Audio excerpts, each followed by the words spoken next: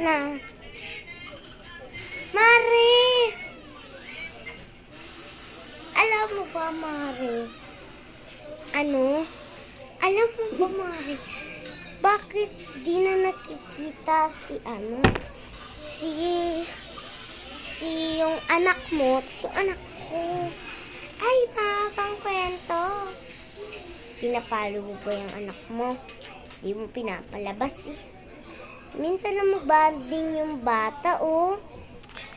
Hay naku, Mare. Kakape muna ako.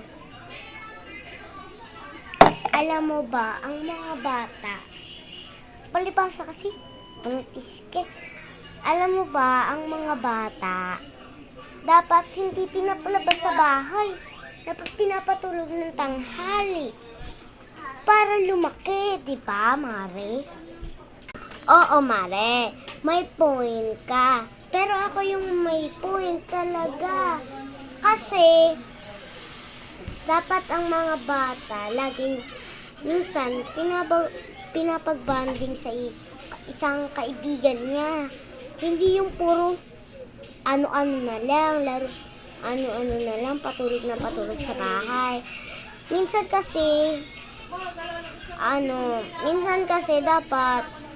dapat inaano mo yung anak mo, ginagala mo, or pinapasyal mo, or inaano mo lang.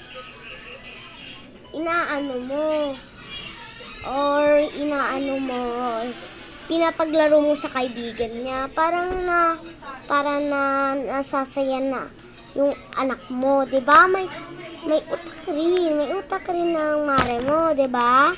Oo nga no, Mare, may point ka dyan. O sige na, Mare, hinihintay na ako ng kumpare mo, may date pa kami. Storbo. Wow, ako pa yung storbo. Siya na nga tinulungan sa anak niya. Sumisipa yung baby. Ay, nako. Maigi pa. Pumunta na ako sa bahay. Marami pa akong gagawin. And guys, like for the video. Nagpalit lang kami ng wig. Bye.